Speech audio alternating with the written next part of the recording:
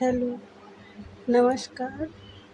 आज हम सभी लोग super TET Hindi syllabus 6 to 8 का सिलेबस हम लोग आज सभी लोग देखेंगे। अरे ये क्या सुपर टेट हिंदी सिलेबस?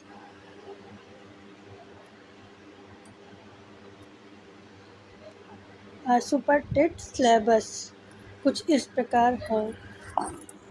सबसे पहले हिंदी साहित्य में हिंदी साहित्य का इतिहास के अंतर्गत आदिकाल, भक्तिकाल के अंतर्गत संत काव्य, सूफी काव्य, राम काव्य, कृष्ण काव्य, रीतिकाल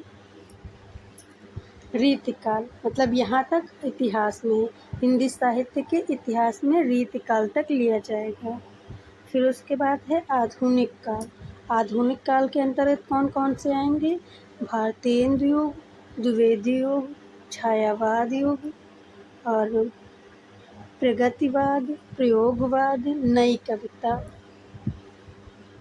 आधुनिक काल के अंतर्गत कौन कौन से? भारतेंद्र युग, द्विवेदी युग, छायावाद, प्रयोगवाद, प्रगतिवाद, नई कविता, ये सभी आधुनिक काल के अंतर्गत आएंगे।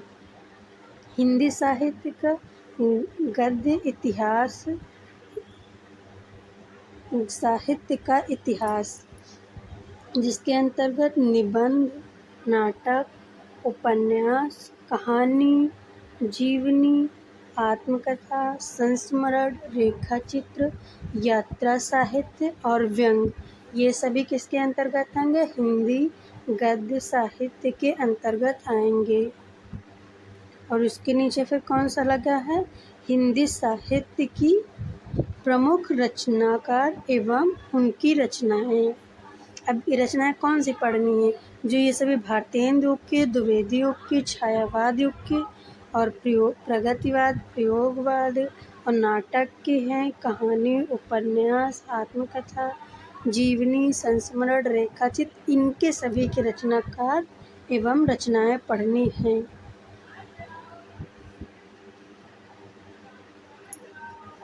उसके बाद है काव्य का स्वरूप, जिसमें काव्य मतलब व्याकरण के पक्ष से रस, अव्यय और भेद। काव्य में कौन कौन से रस, अव्यय और भेद। और छंद में कौन कौन से छंद पढ़ना है? दोहा, रोला, सोठा, चौपाई, बर्वर, छप्पय, हरगीतिका, इंद्रवज्जा, उपेंद्रज्जा, वंशय, वसंत ऋतिका, कवित्य, सवैया, लक्षण एवं उदाहरण। इन सभी के उदाहरण भी और लक्षण मतलब कैसे पहचानते हैं और उदाहरण भी साथ साथ पढ़ना है। अलंकार में कौन कौन से अलंकार हैं? अनुप्रास, यमक, श्लेष, वक्रोक्ति, उपमा, रूपक, उत्प्रेक्षा, अतिशयोक्ति, प्रदीप, संदेह, भ्रांतिमान, अव्युक्त, अन्वय, इन सभी अलंकारों को पढ़ना है। फिर उसके बाद है काव्य गुण और काव्य दोष। कितने कितने हैं? 10 काव्य गुण हैं और 10 काव्य दोष हैं। इन सभी को पढ़ना है। हिंदी भाषा, हिंदी की विभाषाएं मतलब उपभाषाएं कौन कौन सी हैं? जिसके अंतर्गत हिंदी की शब्द संपदा मतलब हिंदी का निर्माण कैसे वो बनी है, कहाँ कहाँ से उत्पत्ति हुई है। उसके बाद है देवनागरी लिपि और व्याकरण। अब इसके बाद कौन सा पढ़ेंगे हम लोग? व्याकरण पढ़ेंगे।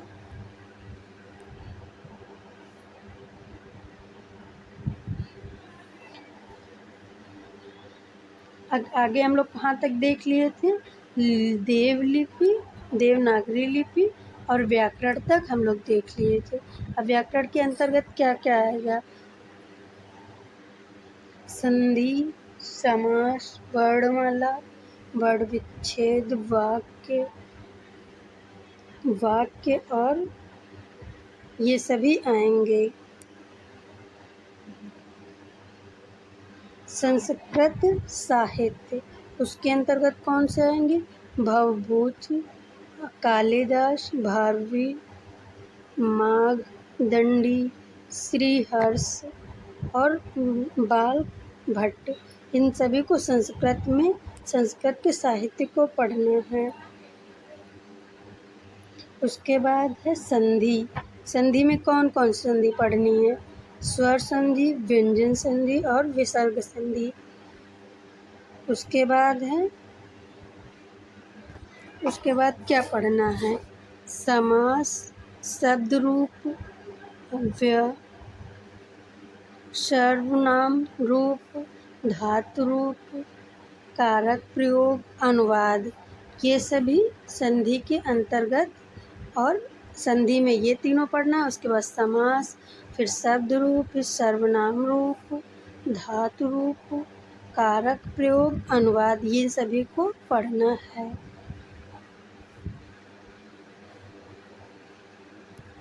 अब कुछ लोगों को डाउट होगा कि ये सिलेबस में है कि नहीं है सुपर टेट के। तो हाँ, ये अनिवार्य है। इसमें से कोई भी टॉपिक या कोई भी बिंदु हम लोग छोड़ नहीं सकते हैं। सभी को एक एक करके, एक टॉपिक एक दिन उठाएं, उसको एक एक दिन पार्ट में डिवाइड करके धीरे धीरे पढ़ें। एक दिन में पूरा नहीं पढ़ सकते हैं, लेकिन एक दिन पूरा पढ़ सकते हैं।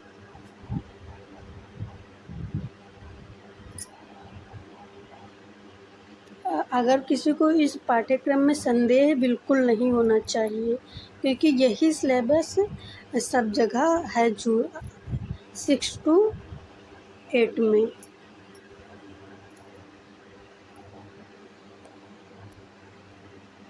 Thank you class. अगर आप सभी लोगों को क्लास पसंद आई हो तो चैनल को सब्सक्राइब एंड लाइक ज़रूर करें।